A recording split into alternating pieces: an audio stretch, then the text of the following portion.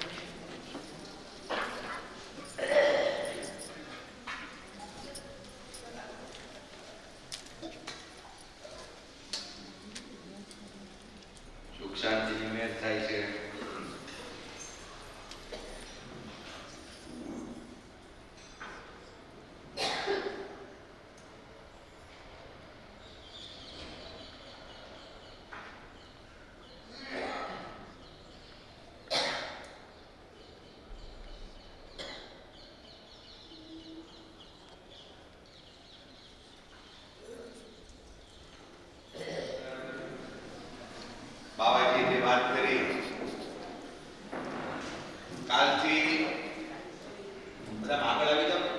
એકવાર તો આપણે વાત થઈ હતી, પછી પાછળ કહેવાનું કે મિનિંગ નહીં, અમારા પાછું થઈ ગયું. મીરાની જે વાત આવી, આમાંથી કેટલા ધર્મીઓએ આગળ સાંભળી હતી? જો કોઈ હોય તો જરા હાથ ઊંચો કરો. તો 5 વર્ષ પહેલા, 10 વર્ષ પહેલા તમે નાના હોય ત્યારે આપણે નો સાંભળી એવી વાત બાબાજી કથાની અંદર આપણને બતાવે. ત્યારે આપણને ખબર પડે કે નહીં કે આપણી જે વેદવાણી છે, આપણી જે કથા છે, એની અંદર એવું અવનવું આવે છે કે જે આપણે જિંદગીમાં ક્યારેય સાંભળ્યું ન હોય, આખી આપણી ઉંમર જતી રહી હોય, સાંભળ્યું ન હોય.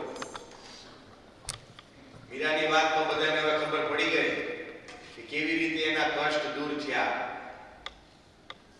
આજે દેશ વિદેશથી બધા પધાર્યા છે. વિદેશના ધર્મીઓનો આ યજ્ઞ છે, આપણા બધાનો યજ્ઞ છે. તો પહેલા દિવસે જે વાત કરી હતી કે આપણે પણ કંઈક એવું લઈને જવાનું છે આ મેળામાંથી કે બધાનું કલ્યાણ થાય. માજીએ મીરાને કીધું કે તું ટેક લે. એને ટેક લીધી અને એનું કલ્યાણ થયું. આપણે આપણું કઈ કલ્યાણ કરવું હોય, આપણને જે કઈ જોતું હોય બાબાજી પાસે માંગવું પડે, પણ એની સામે કઈ આપવું પડે. પહેલા આપો પછી મળે. છેલ્લો દિવસ આવે ત્યાં સુધીમાં જેને જે નક્કી કરવું હોય કરી લે. નાનું મોટું કાંઈ પણ આપણે બધા ભેગા થઈ અને એવી કંઈક ટેક લઈ કે જેનાથી આપણું કલ્યાણ થઈ જાય. અશોકભાઈ અમેરિકાથી આવ્યા છે. 2-5 મિનિટ થોડી વાત કરવી હોય. બાબાજીને આજે સવારથી કંઈક ને કંઈક નાની મોટી તકલીફો હતી, પણ ખૂબ સારી રીતે એમાંથી આપણે બધા બહાર નીકળ્યા છીએ. અશોકભાઈને આપણે વિનંતી કરીએ કે તમે આવો. તમે પણ વિદેશમાં રહીને ઘણા બધા ધર્મ કાર્યો કરો છો. જેટલું આપણે ભારત દેશમાં રહીને નથી ધર્મને જાળવી શકતા, એટલું આ લોકો વિદેશમાં રહીને ધર્મને જાળવે છે. તો આવો અશોકભાઈ, 5 મિનિટ થોડી વાત કરો તમે.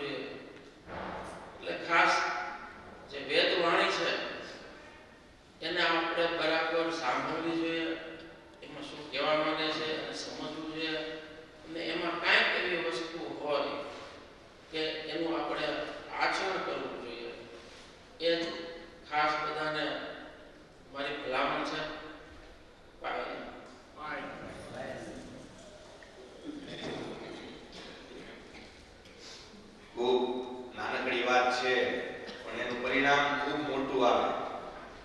નાનકડી વસ્તુ તમે નક્કી કરી લો અને રોજ એનું ચાલુ કરી દો કામ કરવાનું એટલે એનું પરિણામ ખૂબ મોટું આવતું હોય. એક પથ્થર હોય એની ઉપર તમે એકવાર હથોડી મારો એટલે એ તૂટી જાય કોઈ દિવસ?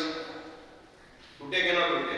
ન તૂટે. પણ રોજ તમે ધીમે ધીમે ધીમે ધીમે મારો 10 દિવસ થાય, 20 દિવસ થાય, 10 મહિના થાય, 2 વર્ષ થાય તો પથ્થર તૂટી જાય. પણ એ આપણે કરવું પડે. જે વેદવાણીમાં બતાવે છે એવું રોજ કરવાનું ચાલુ રાખીએ તો જે જોતું હોય એ મળી જાય, ન ધાર્યું એવું પરિણામ આપણને મળે.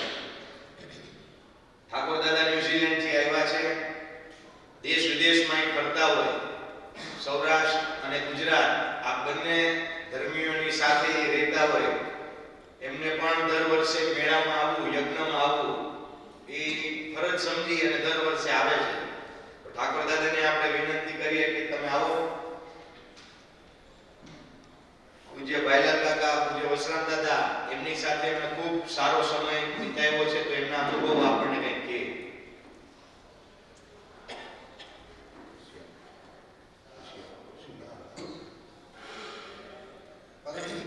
કાકા સાહેબ, કાકીબા તથા દેશ અને પ્રદેશથી કદારના મહેમાનો,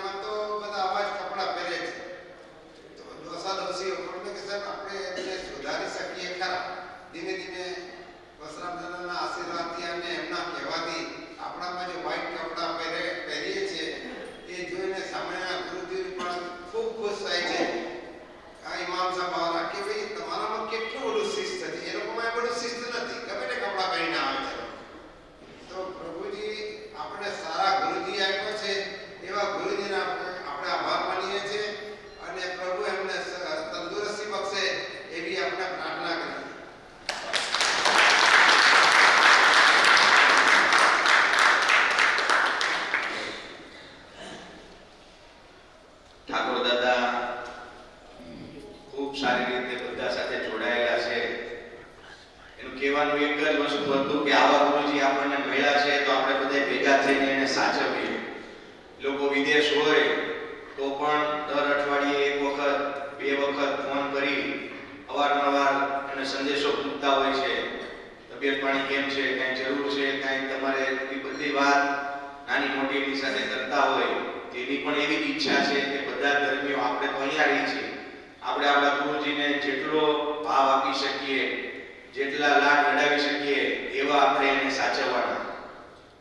સાથે સાથે આજે આપણી વચ્ચે પૂજ્ય વસરામ દાદા, એના સેવક ભીખુભાઈ, મુખી શ્રી ભીખુ કાકા વિરોધ, આપણે જે દેવળમાં જે ત્યાં બે સમાધિ છે તો એ પરિવાર પ્રકાશભાઈ આજે આપણી વચ્ચે અહીંયા ઉપસ્થિત છે. એ પણ જ્ઞાનનો ભંડાર છે. એમના પરિવારે આપણા સંપ્રદાયને જે ઊભો કરવામાં કે જે બેઠો રાખવામાં જે એના પરિવારે જે યોગદાન આપ્યું છે એ ક્યારેય પણ આપણે ભૂલી શકાય એમ નથી. એવા પ્રકાશભાઈ આજે આપણી વચ્ચે ઉપસ્થિત છે. પહેલા તો જોરદાર તાળીઓ છે બતાવી દઈએ આપણે.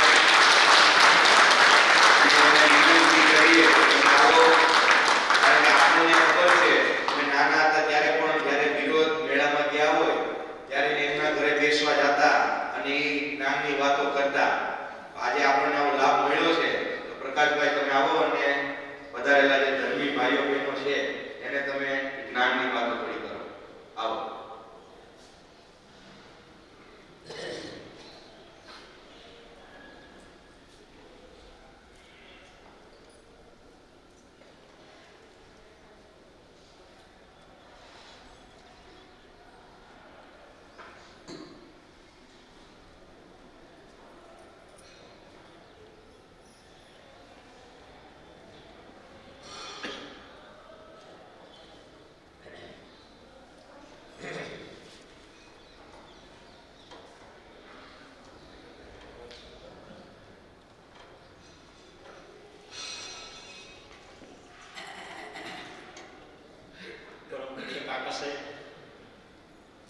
આપણે તો કાકા સાહેબ તરીકે એમને ઓળખીએ છીએ, પણ એ પોતે શ્રીજીનો અવતાર છે.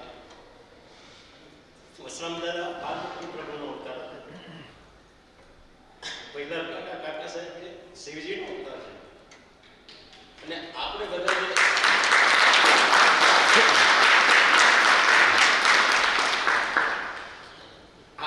જે દેવ સભામાં બેઠા છે એ પૂર્વના સતીઓ અને ઋષિમુનિઓ જ છે. 84 લાખ અવતાર જ્યારે પૂરા થાય અને 54,000 વર્ષ પૂરા થાય છે. 84 લાખ અવતાર 54,000 વર્ષ પૂરા થાય ત્યારે એક વખત મનુષ્યનો અવતાર મળે છે આપણને. એ મનુષ્ય અવતાર એટલો બધો કિંમતી છે કે એની કોઈ સીમા નથી. જે પ્રભુએ જે ત્રિભુવન બનાવ્યું છે, 3 ભુવન બનાવ્યું છે, એ આખી સિસ્ટમ આપણા શરીરની અંદર એટલે મીન્સ કે આપણી કાયામાં બી છે. 999 નદી, 7 સમુદ્ર, 9 ખંડ, 33 કરોડી દેવતા, બ્રહ્મ વિષ્ણુ મહાદેવ, મહાવિષ્ણુ ભગવાન, બ્રહ્માંડ, 7 ભુવન ભગવાન, 7 ભુવન પાતાળ, બધું આપણા અંદર વિરુદ્ધમાં બી છે. અને પૂર્વે એટલા બધા પુણ્ય કરેલા છે ત્યારે તમને આ મનુષ્ય અવતાર મળેલો છે કે એની અંદર શ્રેષ્ઠમાં શ્રેષ્ઠ તમને આ સંપ્રદાયનું કાગળ બંધાયું છે. એવું જાણવા મળેલું છે કે દુનિયાના જેટલા બી સંપ્રદાય છે અને એના જે મહાન ઋષિમુનિઓ છે, જેવી રીતે મોરારી બાપુ છે, ઢોંડે મહારાજ છે, એવા જે ઘણા જે સંતો છે, એ લોકોને બી મોક્ષ ગતિ માટે આપણા ધર્મની અંદર કોઈની બી ભૂખે એમને જન્મ લેવો પડે છે. અને જ્યારે ધર્મની આપણા ધર્મનું કાકમ બાંધે છે ત્યારે મોક્ષ ગતિએ પામે છે. જ્યારે એમને એટલું બધું પુણ્ય હોય અને ત્યારે એવા દીકરા દીકરી આપણે ત્યાં જન્મ લે છે. અને આપણો આત્મા જે છે એ જીવંત છે, એ અમર છે, એનું મૃત્યુ નથી. એટલે આપણે જે કહીએ છીએ કે 71 કામ એટલે 7100 પેઢીઓ બક્ષાવાની, એટલે આ આપણો લાસ્ટ 71મો અવતાર છે. મનુષ્ય અવતાર 71માં છે. આપણે સત્યુગથી આપણા આત્માને આપણે દાખલા તરીકે કે આપણો આત્મા જીવંત છે અને આપણા ઘણા શાસ્ત્રોની અંદર આવેલું છે કે મચ કચ્છ વ્યાર અને નરસિંહ એ સતયુગની અંદર 5 કરોડીને સ્વર્ગમાં લઈ જાય છે, 5 કરોડીને દોજખમાં નાખે છે અને 5 કરોડીને પાછા ત્રેતા યુગમાં નાખે છે. એ આપણે એ મચ કચ્છ વ્યાર અને નરસિંહ એ મહાવિષ્ણુ ભગવાનનું આપણે ભજન સ્મરણ કર્યું છે, પણ આપણે પરફેક્ટ નથી કર્યું, કાચા રહેલા છે.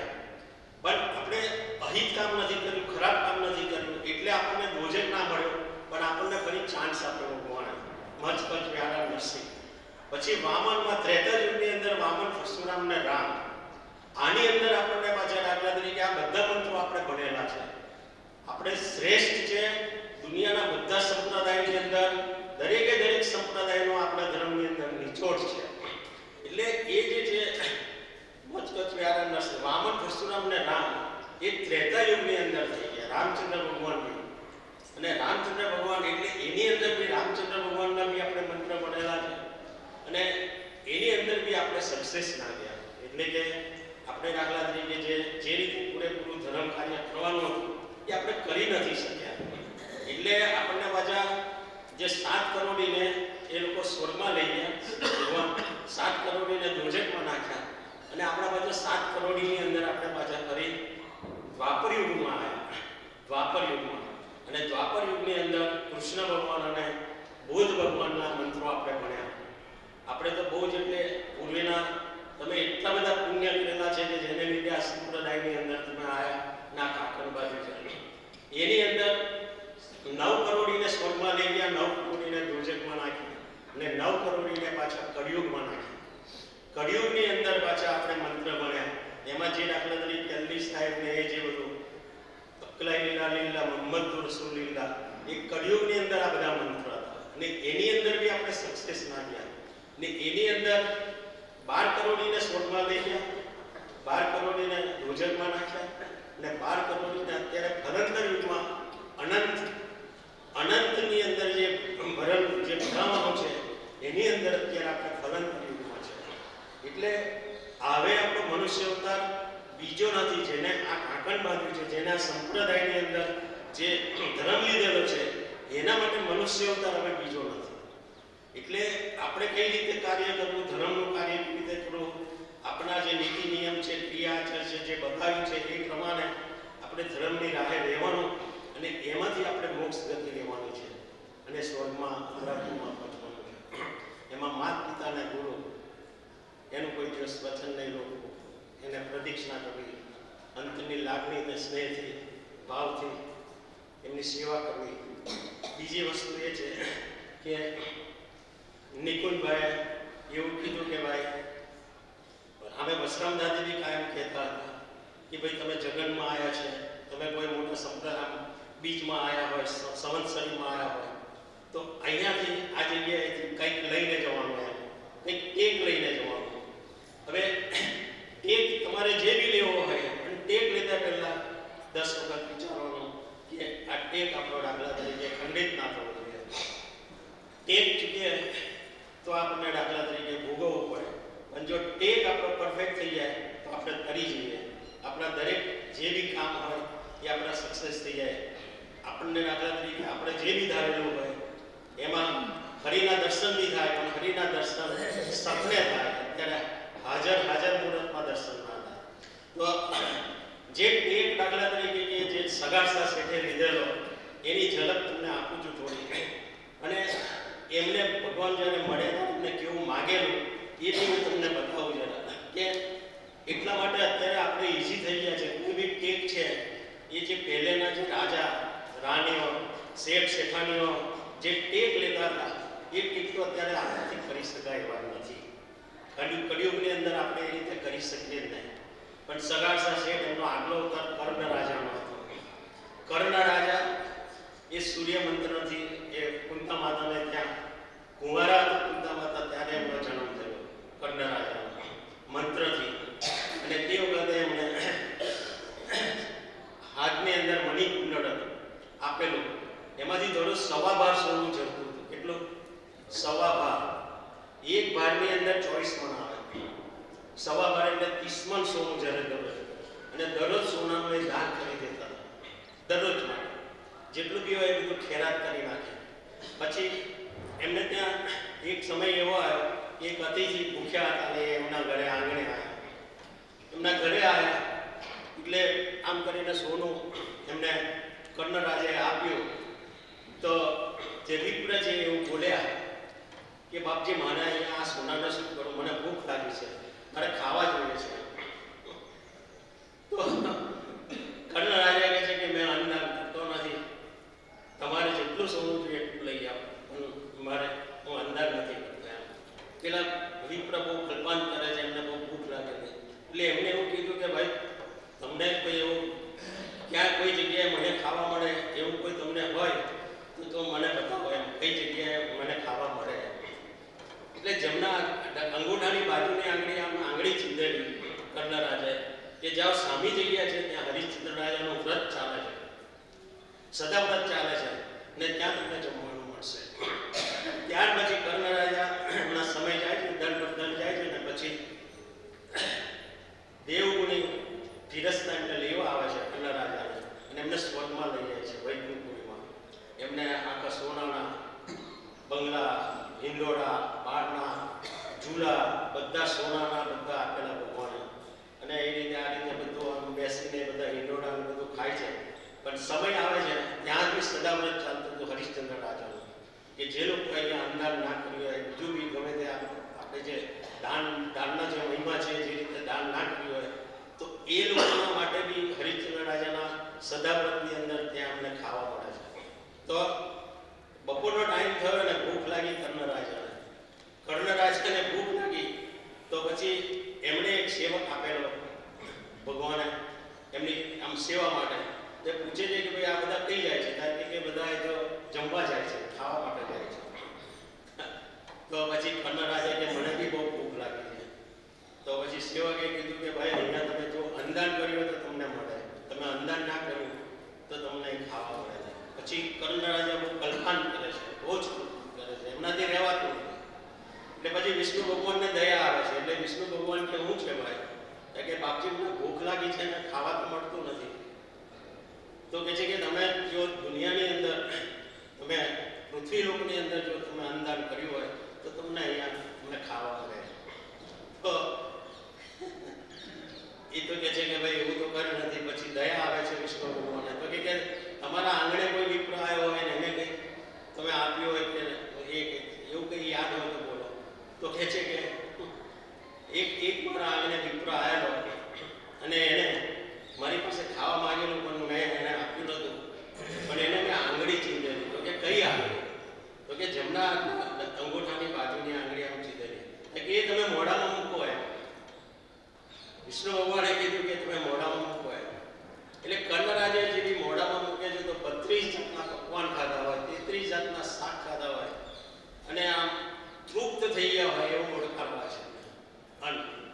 એટલે કર્ણરાજા વિષ્ણુ ભગવાનના પગમાં પડી જાય છે અને કહે છે કે પ્રભુ, મને ફરી મનુષ્ય અવતાર આપો, મારે અન્નનું દાન કરવું છે.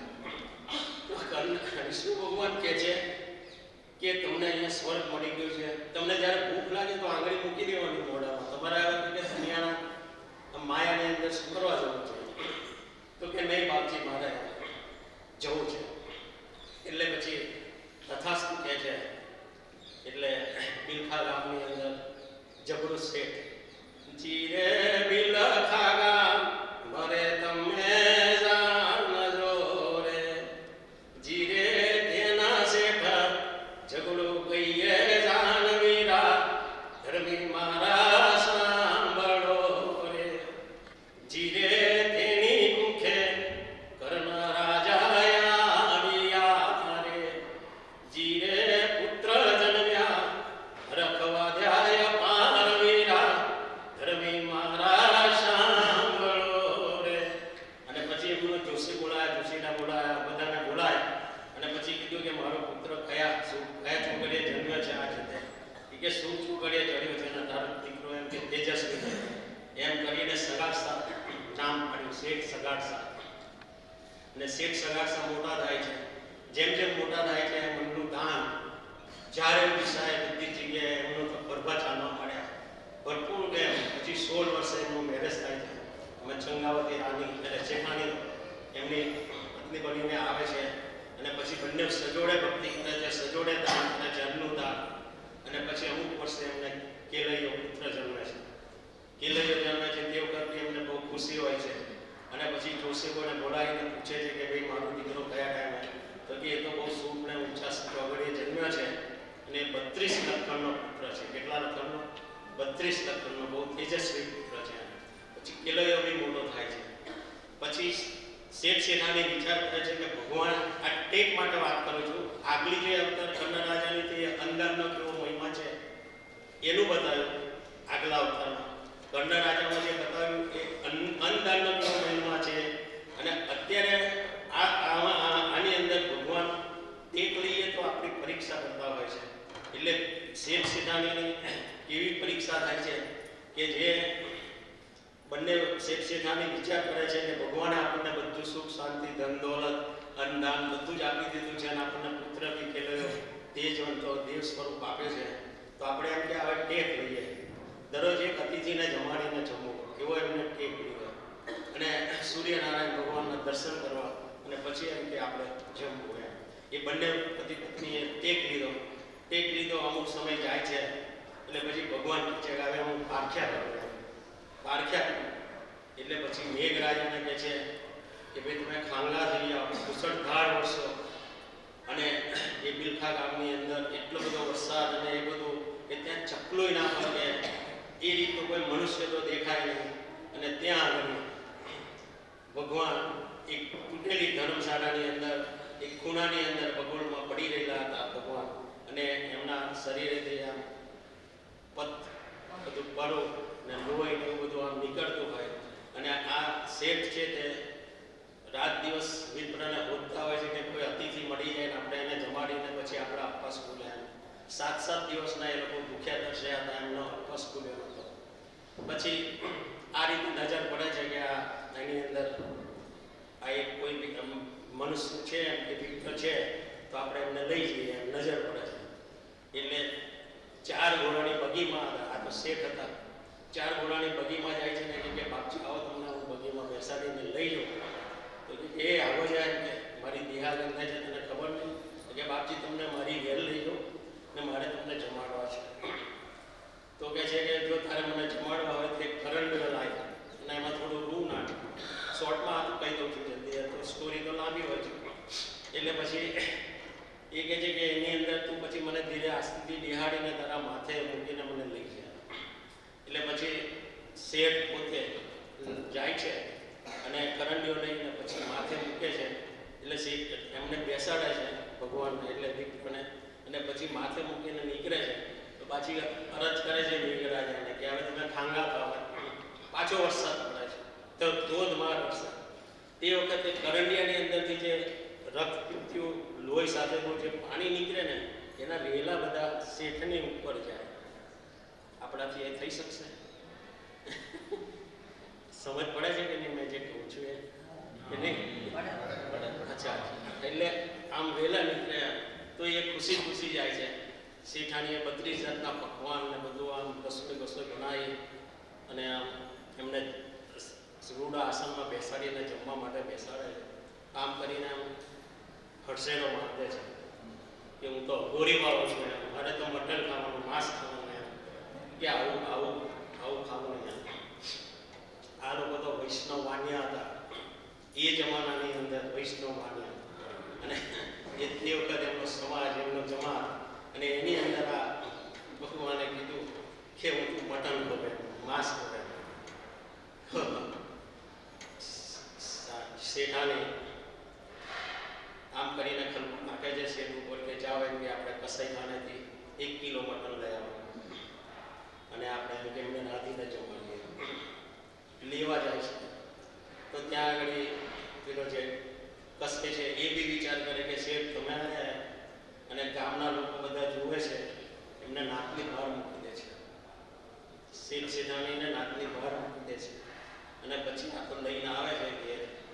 અને ઘેર લઈને આવ્યા પછી રાંધે છે અને નહીં રાંધીને પાછું બાપજીને આપે છે ફરી હર્ષનો આપે તો હું તો અઘોરી બાબુ છું. મારે 32 લખણના માણસોનું માસ જોઈએ. કેવા 32 લખણના માણસો. આ ગિલખા ગામની રિયલ સ્ટોરી બની ગયેલી શેખ સગાર 32 લખણ જોઈએ એમ. હવે આ લોકો તો વિચાર કરે છે કે 32 લખણનો તો આપણો પુત્ર એટલો જ છે અને એ નિશાળે ગયેલો 7 વર્ષનો. અને આ બાજુ બંને વિચાર કરે છે શેઠ શેઠાને કે આપણે શું કરીએ. આ બાજુ ભગવાન બીજું સ્વરૂપ લે છે વિપ્રનો અને સ્કૂલે જાય છે પાછું. અહીંયા તો બેઠેલા જ છે જે ભય છે એ દશામાં તો ઘરે બેઠેલા છે પણ એમને બીજું સ્વરૂપ લઈને સ્કૂલે જાય છે. સ્કૂલે જઈને વાત કરે છે કેલૈયાને કે તારી ઘરે એક ઘોડ પાવવા આવેલો છે અને એને કે 32 લખણના માણસનું માંસ મૂક્યું છે અને તારા માતા પિતા તને વધેરી નાખશે એટલે તને વધેરીને પછી તારું રાંધીને માંસ આપશે એને ખવાડશે એટલે કે તું અહીંયાથી જતો રહે. કેલૈયો જવાબ આપે છે કે મારા માતા પિતા 7 દિવસના ભૂખ્યા તરસ્યા છે અને જો મારાથી એમનું વ્રત છૂટતું હોય તો કે હું સ્કૂલેથી જતો રહું તો હું એમ કે કપુત્ર કહેવાય એમ કપુત્ર એમ હું એમની ભૂખને લાજ ન જાઉં એમ. એ કે મારાથી જો એમનું દાખલા તરીકે વ્રત ખૂલતું હોય તો પછી એનાથી વિશેષ મારે શું જોઈએ. સપુત્ર હોય એ કરી શકે એટલે પછી એ સામેથી જાય છે માતા પિતાની પાસે અને કહે છે કે તમે ચિંતા ના કરો ભલે આપણે ત્યાં વિપ્રથી પધાર્યા છે 32 લખણના માણસો માગે છે તો મને તમે વધેરીને એ કરો. તો માતા પિતા તો એકદમ ઝાંખપ તો પડી જાય છે.